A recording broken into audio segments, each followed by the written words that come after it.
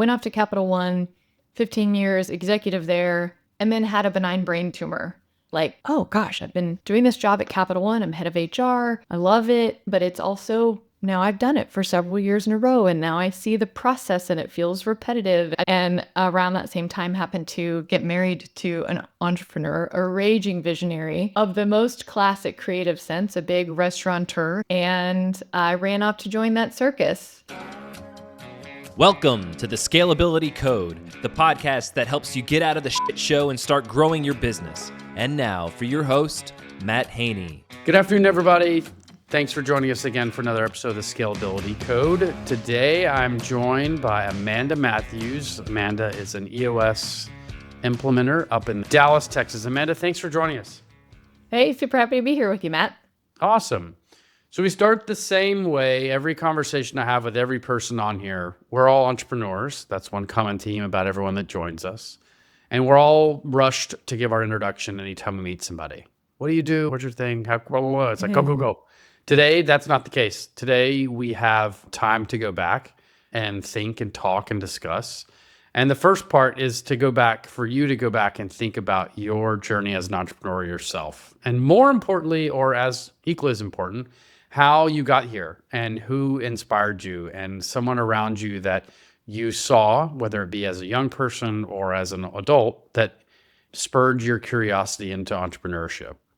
I actually had one of my first bosses on a few weeks ago, which was awesome. And he was one of the guys that spurred me into entrepreneurship. And it was cool to be able to tell him, hey, you were one of the people that made me curious about being an entrepreneur. So I don't know, anybody come to mind? Any stories, anything that you can recall?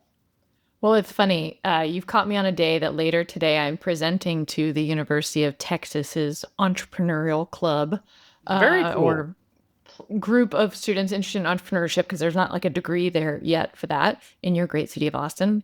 Yeah. And it talks about the spectrum that people are in a continuum of entrepreneurship. Either they are kind of like on the solopreneur, self-employed side of entrepreneurship, and then there are the true entrepreneurs, the, Oprah Winfrey's, the Elon Musk, the Walt Disney's, right?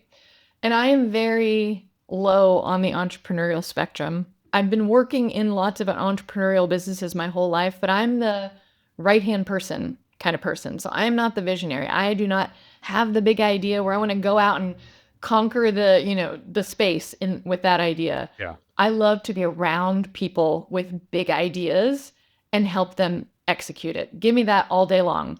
You think of it, I'll go make it happen. So I am the integrator in the EOS visionary integrator duo that we talk about. I know that role. I know that. I know that role. I love being next to big ideas, but not responsible for them. Right. So when asked about like my entrepreneurial background, I always like to caveat that, because what you're going to hear is this pattern in my history of, and this person had this big idea and then we went after it. And this person had this big idea and then we went after it. And it actually started there at the University of Texas. I was a big swing dancer back in the late 90s when swing dance was hot in Austin. So hot. Yeah, so hot. There was all this live music every night of the week. And as the trend started to fade, my dance partner at the time was like, we need to create a venue where people can go once a week and dance without relying on a live band. And so he came up with that idea. And I say with all love and affection, he was not the kind of person that people would trust giving their money to. So we partnered up and I collected all the money to get the memberships, et cetera, from all the fellow swing dancers. He went and had the big problem solving of where it was going to be, et cetera. And we launched the Austin Swing Syndicate in 98, I think it was. Wow. And it's still live today. Every Thursday night, you can go to the Fed and dance in Austin. And yes, if you think about the acronym, the Austin Swing Dance Society. Oh, okay. Or the Austin Swing Syndicate, sorry. Yes, Austin I Swing got it. Syndicate. That was we thought that probably was not real by funny. accident. Not by No, accident. we thought it was super hysterical. It is still hysterical. I have a teenager. We love the opportunity to say potty words. Okay. So yeah, that's awesome. So that was that was in college, right? Coming out of college. Yeah. Yep. Right. And that was your first sort of jaunt into entrepreneurship. That's right. Grow up around entrepreneurs? Did you have any entrepreneurial adjacent people? No, I had a mom who was a teacher, a dad who worked for big corporations and worked in consulting companies. Right. Now, my grandfather, the only story I had in my family of entrepreneurship was my dad's father. He kept trying to start his own business over and over again and failing, right? So I didn't have like a super positive, like Right. Yeah. history or Right. lore in my family. But when I went off to Capital One, 15 years executive there, and then had a benign brain tumor. So Oh, the thing that really opened my eyes to a different way of working was this idea that like, oh gosh, I've been doing this job at Capital One. I'm head of HR. I love it. It's so fun, but it's also now I've done it for several years in a row and now I see the process and it feels repetitive. I didn't see a lot of space to move there. Had this brain tumor that helped me realize that like, is this what I want to do for the next 15 right. years? And around that same time happened to get married to an entrepreneur, a raging visionary of the most classic creative sense, a big restaurateur who could Mm. see concepts that were needed in the market before anybody knew that they were there. And I ran off to join that circus as a way to explore what it would be like to be in that entrepreneurial context. My ex-husband was that person for me that showed me that lifestyle, and it looked cool and it looked fun and it looked so creative. And then I came in to do the actual like back of the show work. Mhm. And it wasn't so fun, wasn't so cool. It was very hard work, but it was a blast kind of controlling your own destiny. And I loved it, fell in love with it. Oh, that's such a Earned my great scars. story that you. So you spent 15 years as an HR exec, all at Capital One. In the late 90s, Capital One was just a little maverick credit card company shaking things up with data. And I got to see that transition. Same founder, still today, head of the company, one of the longest running founders in all of financial services, fintech history. Has to be. And I mean, he was a true founder, like would get up at our annual meetings and inspire us. And maybe there were some tears involved. And like, he was the thing, the real deal. And I didn't understand at the time. I was seeing was that entrepreneurial charisma that I now see all the time. And he grew it from that tiny little credit card company to this big behemoth national bank while I was there. So I kind of got to see all those phases of transition. How many employees were there when you started and when you left? Do you know them? Have you done the math? More or You know less. what? I have not done the math, but it must have, at least 10x the number of employees while we were there, So did your HR department just keep going? What were you just? Yeah, well, like, let me not misportray my skill set here. I was not a classic HR person. I'm not like your payroll benefits type of Right. person. I was the HR consultant, like people strategy work. Uh-huh. So kind of you need one of us for every 5 or so executives, helping them run their, and I ended up in the auto finance division. So I went through like 5 auto finance presidents while I was there being their HR consultant. Crazy. I'm working alongside a company that was just acquired after 24 months of being in business, acquired by Accenture. And we're going through the process of integration from this small, scrappy entrepreneurial startup to Accenture. And it is, Wow. for everyone, just the most mind-blowing thing. But anyway, I want to go back. I want to pick on this transition from corporate big business to entrepreneurship. And that transition must have been quite a change. Here you are working alongside people, professionals, adults, if you will, into a restaurant startup world. What in the world is that like? It was trial by fire. The company I went into, my ex-husband's company, had 6 units at the time. We ended up growing it to 21. And were they fast franchising casual type deals? Or fast casual burger place. In fact, we tried to open 2 in Austin, which failed miserably. So lots of lessons learned. And we opened like 5 other brands in, over that time I was there. A couple that really worked and are still alive, and most of the others failed. But yeah, just learning the difference between a knowledge worker base, right? We still had big, large call center employee base at non-exempt or non-salaried positions, but that is still not the same as having a lot of transitional workers. Restaurants are often people's first place to work. They're, there to make the money, and then they leave and they're inconsistent. It's not a career necessarily. They could not be further from the opposites from each other. That is fantastic. You have people that are seasoned finance executives and folks that's first job out of high school or in high school. Yeah, and so I was really unprepared for so I came in oh, you know what we need? We need a scorecard for every restaurant. We need to have measurements in place. We need to do an employee survey to understand how people, like, I just tried to lay on all this corporate stuff. Like, everybody was like, Missy, hold on, cool your jets. We are That's cute. entrepreneurs. That's cute. We keep those numbers in our heads. Yeah, like exactly. There was all of this like, oh, okay, well, let me take in the new environment I'm in. I did at least get us an employee handbook and some basic things that I knew we needed. But it wasn't until I discovered EOS that those same concepts I was coming in with from Capital One were literally written in the book Traction. And the way Gino articulates it doesn't make it feel corporate. It's the same tools, just like honed down for what an entrepreneurial business needs. And that's why I fell in love with it. Because I was like, oh, this is what Capital One did, just in a way that an entrepreneur doesn't feel like it's big corporate mumbo jumbo. So I want to go back and ask you about the employee base in the restaurant space, because must have been quite challenging to hear some of the stories and some of the reasons for decision making and lack thereof. Any crazy stories come up that you can recall back to where you were just like, holy shit, what have I done?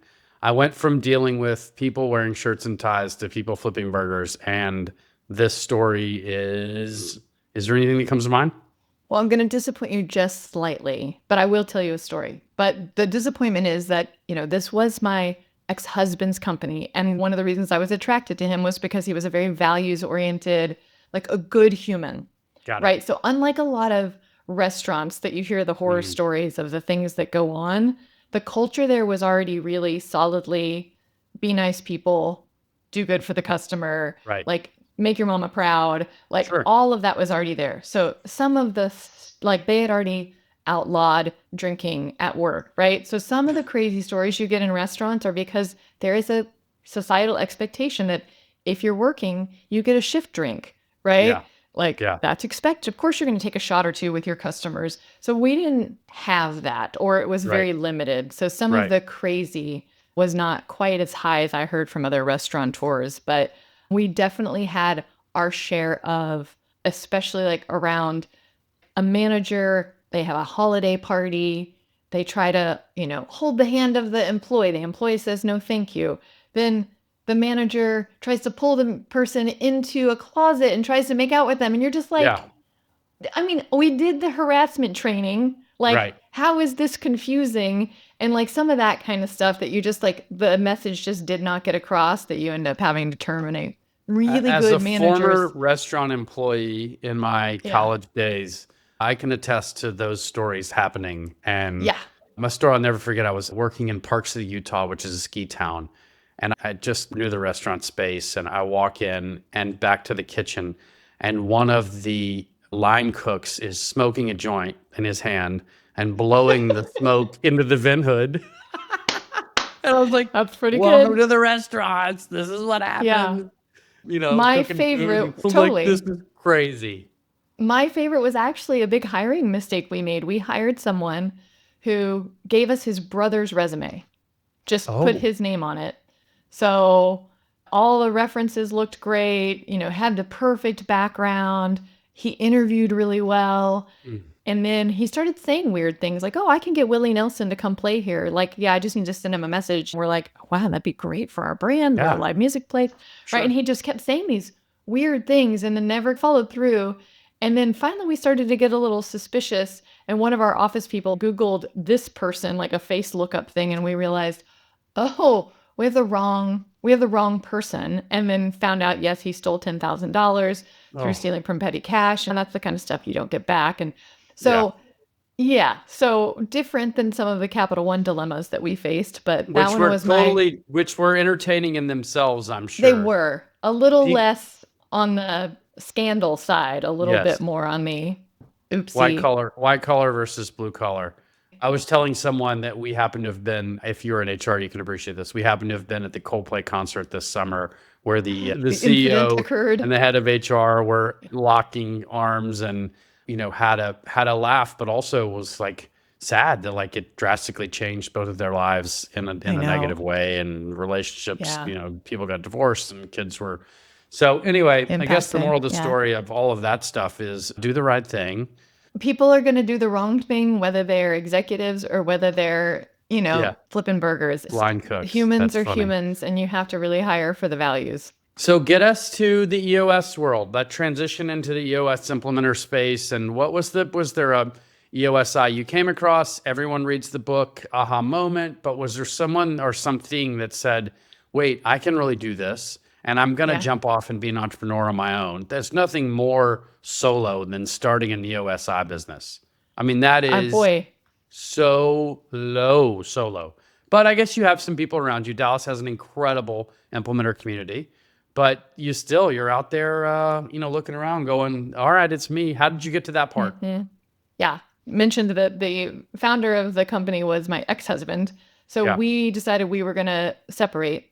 We didn't tell anybody in the business. We needed to hire a president to replace what I was doing in the business. Right. So we hire that person. He comes on board, and the first thing he does is hand us a copy of Traction. And I'm like, oh, so I start reading Traction, and I'm like, oh my God. Like I said, I had this epiphany of it's like all the best practices of Capital One Right. in this bite-sized thing. And so we start kind of a he came from a company that ran on EOS. So we start picking and choosing. I didn't realize the tools of EOS. We weren't doing the whole thing, but we were doing the ones he liked. Yep. And we start implementing, makes huge impact right away.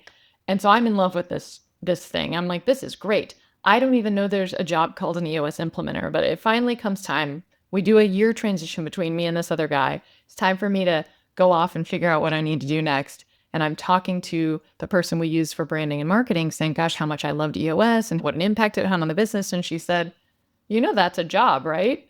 And I was like, what? I mean, as soon as she said it, right? It's like my old coaching and helping executives have difficult conversation piece with Capital One for years. That's my shiny spot. Like if I had a shiny, unique ability, it is how to have difficult people conversations, right? So I get to now use that skill set across teams over and over again as an EOS implementer. So I called a couple of people in the Dallas community. Shane Spillers, also, he's one of our fabulous EOS implementers, one of our long timers who also has a restaurant background. He owns restaurants. And so I knew him from the restaurant scene. When I found out he was also an implementer, I called him and he was so kind and really took me under his wings and explained to me how it worked. And then Ann Shu is also another implementer in the Dallas area, and she kind of gave me the day in the life version. So as soon as I heard their stories, I was raring to go and got signed up. When did you do boot camp? The Do you job. remember what year? What time? February of 2024. So I'm just coming up on my 2-year anniversary. 2 years. Oh my gosh. 2 years in a startup consulting business that revolves around entrepreneurs. What's been the hardest part? Yeah, I didn't have the business development muscle. Like I had never had to use it, right? I was at Capital One. There's no business development in that role. I was sales and marketing, running a business that needed to sell to others, but I'm selling a product, service, not business development for my own, like my shingle, my business, and it's a one-woman show kind of thing. Right. So there was lots of stumbles, and I said I had a lot of enthusiasm without a lot of precision. So I feel like I want to go back and call everybody I talked to in the first 6 months, be like sorry, that was... Can I get a redo? That was Really a little mean messy. The words that came out of my mouth. Yeah. And like learning how not to be needy and be abundance mindset and how you're approaching things and learning truly just to help, which is so inherent in my nature. But I was thinking, I have to do biz dev. And so a couple of books that were really foundational kind of like got me on the right path. And then I got a business development coach. All over those books, you got to tell us what they were. What were the books? Prosperous Coach. Steve Chandler. Awesome. Helped me really understand that helping first mindset. And then Unselling by Kevin Casey. Be careful. There's 2 unsellings out there. One of them is a black cover and it says Kevin Casey. The other one is something else. Those 2 kind of like got me in the right mindset, got me the process I needed in place. And then I hired Brian McDonald as a business coach that gave me the like reps on the language and how to phrase what I was trying to say in a way that was more impactful. Those things together in the last 4 months of last year, 5 months of last year, my business just skyrocketed. Oh, that's so fantastic. And is it referrals? Are you networking in the right places where people are thinking about you? Like what has been, I mean, as a fellow solopreneur that's built a small firm who still struggles, I mean, referral-based businesses are the hardest business in the world to scale. They're the most genuine, and I think my conversion rates are incredible, but getting leads is, it's challenging. So what do you think was the secret other than just hard effort and intentionality? Yeah, I obviously track where my leads are coming from so I can kind of learn, right? Because it's definitely not do this and then this happens, right? There's no cause and effect that's very directly linked. But a lot of the conversations I planted in year one, they came to fruition. Somebody's like, hey, I met somebody who I think needs you, right? And it was a conversation with that connector that I had a year ago, but I learned to basically talk to people I liked about the stuff we like to do. And so I stopped wasting my time going to a lot of networking events and just started talking to the people I actually wanted to talk to. I'm an introvert by nature, so it didn't really benefit me to go to big networking events because I just felt like I wanted to die a little bit on the inside after about 30 minutes. You're like, why am I here? This is not me. I'm not myself at best, but I'm here. I'm here. I'm doing it. Check, check, check. Yeah. And then referrals from my own clients, right? I needed that time to work with them. They needed to see over the course of that year the big impact it made. So those first year clients were like, oh my gosh, I now reviewed my numbers. And so when I said, hey, who do you know? They're like, you need to go talk to so-and-so and so-and-so. And then there's a lot of luck, right? Other EOS implementers who I met happened to meet somebody that needed an implementer in Dallas. They remembered who I was and what I was interested in doing. And then a couple of warm leads came from EOS itself where people go into the website and ask to be matched to an implementer. So it was really a sprinkling. There's no one thing that I could say that did it, but it was working all those channels to be ready. My theme last year was luck. So I wanted to be Ina Garten has this great book, her memoir, and I think it's Be Ready When the Luck Happens is the title or something like that. And so I decided to adopt that and be like, I was going to be so prepared, the best EOS implementer, get my process down, get my facilitation down, blow people away so that when I was lucky enough to get leads, I was going to be ready for them. Execute on them and deliver good work. Exactly. That's so great. Do the work. Yeah. I love that. And are you a very data specific, data driven, linear? I mean, I'm guessing you identified as an introvert. Are you more process than, are you able to go back? You mentioned tracking leads. Are you disciplined in that? Yeah. It was beaten to me at Capital One. We were a data analytical business. My strong point, that is not my skill set, but data analysis and tracking data and making sure that there is a process in place. I'm a process nerd, give me process all day long. And I'm an introvert in that big groups I can't get there, but small groups, an EOS team. Right. Of totally my sweet spot. Absolutely. If I'm with an owner and that team, that's a different, that's not different deal. Extroversion to me. Yeah. That is connectedness with people who are all there trying to achieve something. So the job itself feeds me a ton of energy. It was just those big networking events that I was like. Yeah, the idea of having to, do speed dating in a bar, with 60 people in a networking event where you're like, shit, I got to go work that table. I just awkwardly worked this table. Oh, no, I get it. And I obviously knowing you a little bit, I know I can see how it lines up that you would be yourself at best in that small group setting during facilitation and engaging with everyone. That's awesome. One trick that I learned that helped me survive those, and I still go to them every once in a while, is I tell myself I only have to make 3 real connections with people and then I can leave. Yeah. So if I do that in 30 minutes, congratulations, pat on the back, leave. If it takes me an hour to get there, then I'm there for longer. You are listening to the Scalability Code. I'm your host, Matt Haney, founder of Sinclair Ventures, and we help visionary entrepreneurs like you get out of the shit show and focus on growing your business. We offer fractional COO and leadership coaching services that free up that brain of yours to focus on what's next. Learn more about us at sinclairventures.com. Now back to it.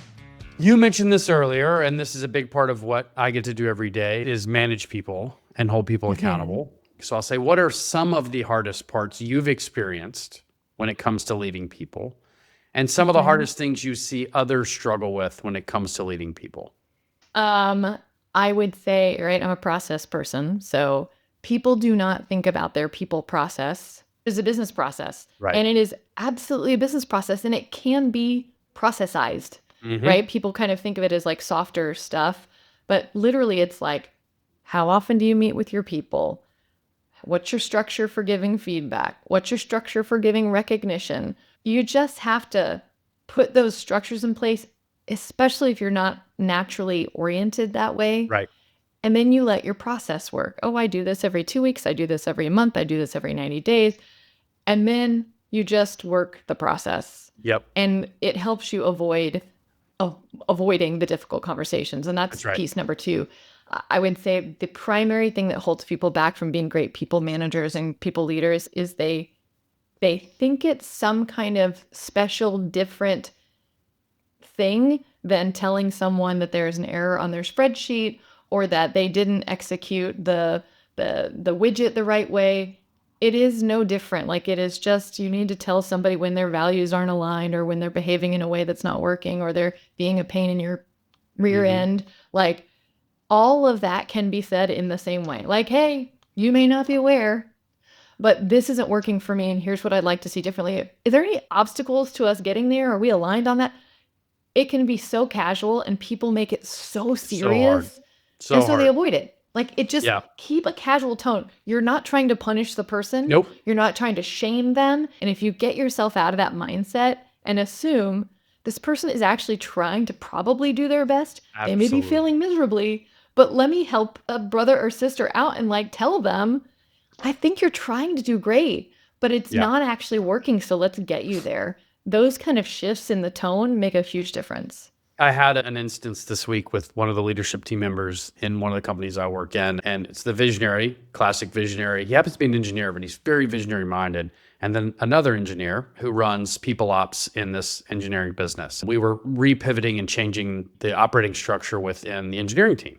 This particular director of operations is very good at project level work and very good at understanding and empathizing and helping solve problems and remove roadblocks, but very good in the business. But when we asked him to think on the business and help us reformat some of the things, he stalled out. And the visionary was frustrated by it. How can you do this? Not to him, he's saying this to me. How can he be so good at this, but fall so flat on some of the other things? And I said, wait, time out. He's really effing good at this stuff. That's where we really need him right now today. Let's coach him up to do some of the other things.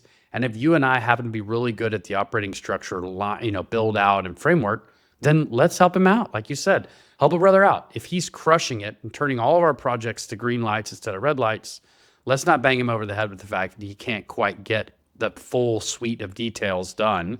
And it was just to your point, it's that conversation of not leading with shame and not leading with your emotions is probably a better point. Right. It's like, if you angry, step outside of it and go, what's really happening holistically, he's really doing great things.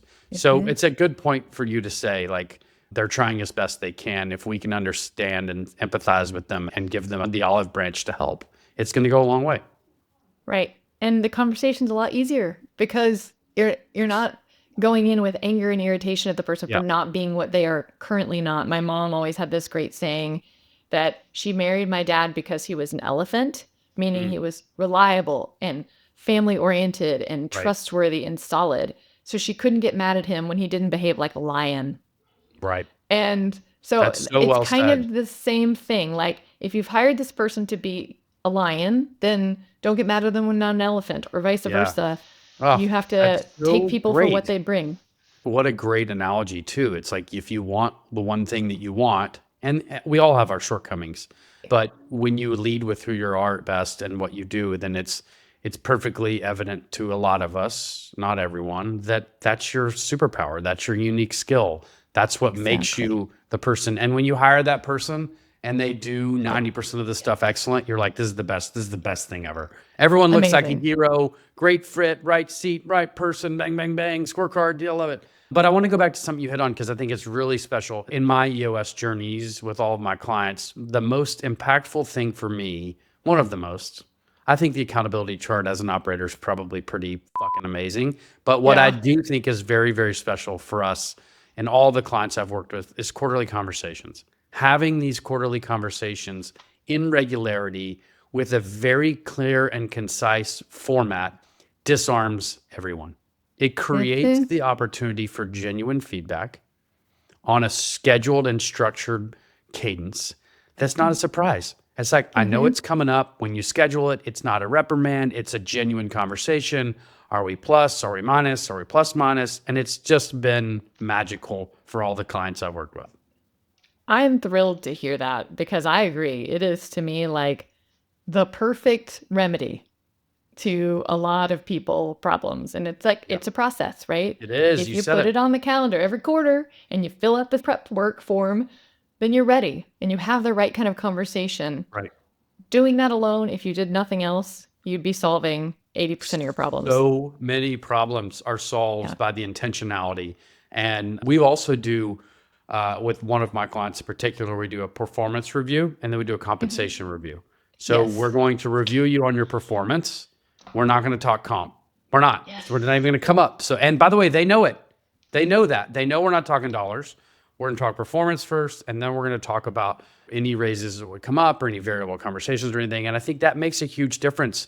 A lot of people don't do that. I have seen more companies do it the other way, which is review and money, same conversation. Let's make it really freaking awkward for us to look across the table at each other and be like, 3%, 2%, 1%, 5, 8. Like, oh, it's hard. So I 100% agree with you, right? Capital One, comp and performance, same conversation. So everyone's just mad about everything because you could be told you're great and not happy with your comp, so you don't get any of the benefit of the happy conversation. It just causes a lot of frustration. I had an old dear friend. His name was Dick Grote. He was one of the very first performance management gurus. And he wrote a book where he talked about like, you should separate out those two things. So I was like, wow, it really blew my mind. And then I was just talking to an old friend of mine from Capital One who started his own company, and he has separated out comp and performance, and it's working so much better for them because, so if I could add, I'm going to add a check mark next to Matt's perspective on that, because I think if more companies could separate those as two separate conversations, two separate processes in the business, the messages you want to land in the quarterly conversation or the annual review are actually going to land, because they're not then also tied to all the ego and the Maslow's hierarchy of needs and everything that goes along with your compensation. Right. No, that's exactly right. And I listen, I don't get credit for that, but I do think it's one of those things that I will continue to move forward with clients, which is most of the folks I've, in the last 8 years of doing this and 15 so engagements, most of them don't have a regular format. And if they are operating on EOS, the tool is known. The tool is not always used. If it's and it breaks my heart when teams don't really adopt it. Do you have any tips? I would love to hear how you have moved a team from like the theoretical use of the quarterly conversation to the actual intentionality and real use. The first part of scheduling, the first part of holding a review is scheduling a review. I mean, that's the hardest Get part. it on the calendar. Like literally just get something on the calendar. If we show up and talk about nothing for 3 minutes and 5 minutes, at least we're having a review. Starting the process is the hardest part. I use this analogy all the time. I was in college many, many times the day before the paper's due, and I've got a blank sheet of paper. And I'm like, how do I get started? I've got a blank sheet of paper. You type the first word, you type the first sentence, you type the first paragraph. You just have to get started. And that's the same thing with performance reviews. If you haven't done them, we as outsiders, an implementer, an integrator, get to come in and say, this is important. It's not inherent to business operators, entrepreneurs, visionaries that have owned businesses for years. If they haven't been doing it, it's just not part of their culture. So there needs to be some sort of catalyst. And you and I tend to be catalysts in entrepreneurs' worlds. So just starting it and not feeling like you have to get it perfect is the best part of having reviews, in my opinion. What do you think? Yeah, I'm there. Like I said, basically that's the process answer, right? Yeah, that's right. Put the process in place, and then it's going to force the mechanism of doing the thing that you think is important to do. Right. I think the other piece of it is those visionaries are so self-directed, so self-motivated.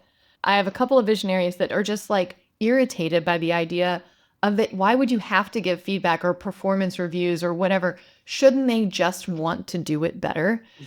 Because that is who they are. They can't see this idea that the people who are not built that way need the attaboys. They need the redirection. They need that external motivation sometimes Right. to Right. get on the right path and do the right thing. So I think that's the other piece of this is it's really that integrator, the person like you who has to believe in it to help then, and it's a little bit of blind faith for somebody like the visionary, or Right. it's one of those places where it's like, hey, stay in your visionary seat. You don't have to worry about this stuff because you're not going to have to do any of these things, but the company needs it. Yeah. And Be aware that's and be supportive. And I always exactly. say, like, Have some blind faith until you see how it actually impacts the company. yeah, and don't Yeah. don't go do an end around and say this is ridiculous, I'm not doing it. You have to be supportive of it. Right. Okay, so I'm Right. going to pivot to you here. So give me your, and you cannot do two off limits topics here, but your favorite tool or most recent tool to teach in session that cannot be quarterly conversations or accountability chart.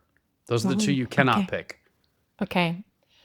So my favorite tool, which is actually not technically in an EOS tool, but I'll say it's my favorite way to apply the concept of rocks. Ah, Again, process person, project manager background. I talk about rocks as just their projects we've all agreed have to get over the finish line. And like any good project manager, if you own a rock, you have to create a plan to execute the rock. And so this idea that if you own a rock that's 90 days long, you've got to put in maybe once every 2 weeks some milestone that you're going to achieve on that particular date so that when you are doing your weekly level 10 meeting and saying on track or off track, you're saying it because it's true, because you've actually hit your milestones and they are on track. What a lot of teams get confused by is they're answering the question, is it on track for me to get done by the end of the 90 days? Well, that's just a procrastinator's dream, right? If you're just answering that question up until the night before the paper's due, it was on track up until the night before the paper was due when it was clearly off track. right. And so to help teams circumvent that, I really strongly encourage the integrator to require the team to create these milestones with specific dates that they all share with each other so that they're better able to keep themselves from procrastinating through the quarter. I call milestones visual accountabilities. Oh, I love that. Because think about it, when you see it up there in an L10, and I use 90.io pretty religiously and have for years, when they've made all these improvements using AI tools associated with 90 and EOS, which is awesome because I don't know if you use 90. Do you have experience with 90? Okay. A lot. So Most of the teams I work with use love 90. it. So you set 5 milestones there, right? And if you miss one, it's going to change the rock to off track. Yes. And then that forces that visual accountability to showing you and everyone else, hey, we're off track. And by the way, a little bit of a strategy here. It's not uncommon for my rocks, if I take rocks with a particular client, to be off track. And I'm doing that by leading by example. Hey, I'm not on track. I don't sit there to be perfect. I could be on track. I may not be, but there are times when my rock is red and it's like, I'm off track. I need some help, or I haven't gotten it, or I've been busy doing these 3 other things. Because there's nothing worse than having a teacher that has all the answers. It's like sometimes you want to have some vulnerability. You want to have some humility. But that visual accountability forces me to get back on track too. So I think using a tool and milestones are great. And it's gotten so much better, being able to insert a rock into chat or into an AI generator to give me milestones. Again, writing milestones, the hardest part is writing the first paragraph of what a milestone would even be. So I think taking some of those limits out and those frustrations make the rock writing much more effective and just easy. Yeah, well, and I'm totally taking away the nugget of suggesting to my team to use AI to write the milestones and then they just apply their human understanding to fix it a little bit and set the right dates for them. Right. I love that idea. I suggest AI for lots of things, but I hadn't suggested it for that yet. So thanks. I appreciate that. And I'll tell folks, like, if you're having a block, why don't you and I get on a call and we'll record the call and we'll talk through. Literally, it takes 15 minutes. Let's talk through the rock. What do we need to do? We need to do this. When do we do that? It'd be great if we could do it by this date. Copy transcript, drop into chat, give me the milestones and the dates. It's done in 7 minutes, maybe the whole thing. That's fabulous. So I think using those things to just get forward. And then I always encourage people, like, everyone wants to do well and hit goals, but the outcome is ultimately more important than the process. Don't let the process be more important Yes. than the outcome, meaning that we're constantly stressed about the fact that we're off track. It's just there to help us make sure we don't wake up the day before the due date and have a blank paper. Right. I love that. Yeah. One of the presidents of Capital One Auto Finance that I really adored, he had this concept that the burden of the administration should never outweigh the benefit of the exercise. And so I always try to keep telling my teams that is like, hey, we cannot let the administration of whatever the thing is that you guys are trying to instill be so burdensome that it's outweighing the value of what you're going to get at the end. So that simplify thing is so important. Perfect example of that is the quarterly conversation. Is a Yes. perfect example of that quote. And I love that saying. So don't let the burden of the administration essentially outweigh the outcome. Outweigh the benefit. Yeah. Mhm. That's so great. That's so Because, great. I'm a natural complexifier sometimes, and he had to tell me that. All the bells and whistles you just built in. If there's a step you can add it.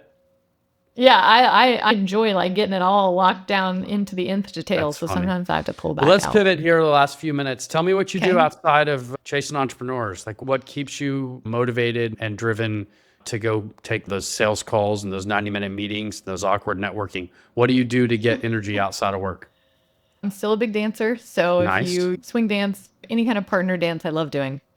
I do some volunteering with the Lewy Body Dementia Society. So I am what's called a Lewy buddy. So it's the second most common type of dementia after Alzheimer's, which is what my mom passed away from. And so they pair me up with other women who have parents with Lewy body dementia who are trying to help be the caretaker for their parents so that I can kind of be a listening person for them, but also maybe give some let me unpack suggestions. this. They're going Yeah. through an issue you've already been through, which is dealing with a Right. parent having Lewy body.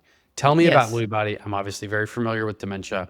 And my Yeah. best friend's mom just passed away, struggled with it. But I don't know about Lewy body specifically. What makes it Yeah, better, worse, the different? unique thing about it is, Alzheimer's is people think about losing your memory, right?